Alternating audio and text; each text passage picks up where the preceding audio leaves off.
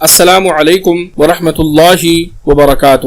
دوستو، اس ویڈیو میں ہم جانیں گے سورۃ العصر اردو ترجمہ اور تفسیر کے ساتھ۔ ویڈیو میں آگے بڑھنے سے پہلے اگر آپ اس چینل پر نئے ہیں تو ہمارے اس چینل کو ضرور سبسکرائب کر لیں تاکہ اسی طرح کی مزید ویڈیوز آپ تک پہنچ سکے، اور اگر آپ کو یہ ویڈیو اچھی لگے تو اسے ضرور لائک اور شیئر کریں۔ چلیے ویڈیو شروع کرتے ہیں۔ اعوذ باللہ من الشیطان الرجیم، بسم اللہ الرحمن الرحیم۔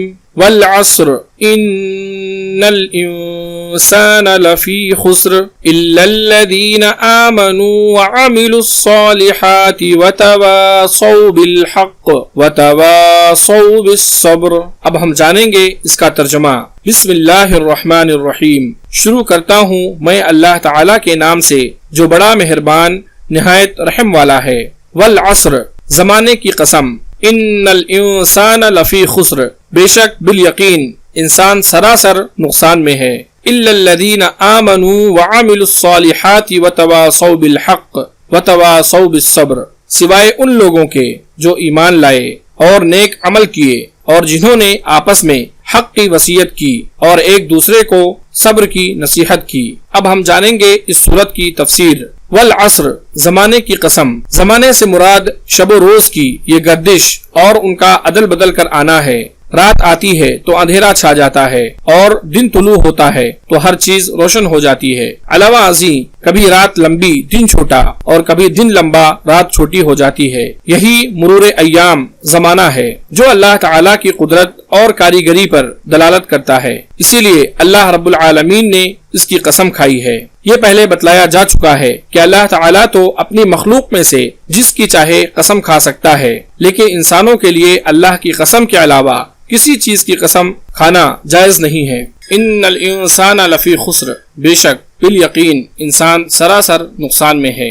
یہ جواب قسم ہے، یعنی انسان کا خسارہ اور ہلاکت واضح ہے کہ جب تک وہ زندہ رہتا ہے اس کے شب و روز سخت محنت کرتے ہوئے گزرتے ہیں، پھر جب موت سے ہمکنار ہوتا ہے تو موت کے بعد آرام اور راحت نہیں ہوتی بلکہ وہ جہنم کا ایندھن بنتا ہے۔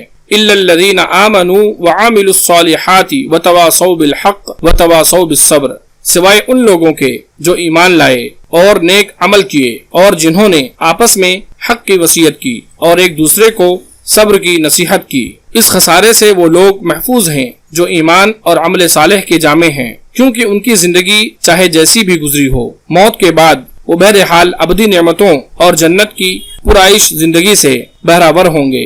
آگے اہل ایمان کی مزید صفات کا تذکرہ ہے، یعنی اللہ کی شریعت کی پابندی اور محرمات اور معاصی سے اجتناب کی تلقین ہے، یعنی مصائب و آلام پر صبر، احکام و فرائض شریعت پر عمل کرنے میں صبر، معاصی سے اجتناب پر صبر، لذات و خواہشات کی قربانی پر صبر۔ صبر بھی اگرچہ تواصی بالحق میں شامل ہے، تاہم اس خصوصیت سے الگ ذکر کیا گیا جس سے اس کا شرف و فضل اور اس کی اہمیت حق میں اس کا ممتاز ہونا واضح ہے۔ اللہ رب العالمین سے دعا ہے کہ اللہ تبارک و تعالی ہم تمام لوگوں کو اس ویڈیو میں جو باتیں بیان کی گئی ہیں ان باتوں کو سمجھنے اور اس پر عمل کرنے کی توفیق عطا فرمائے، آمین۔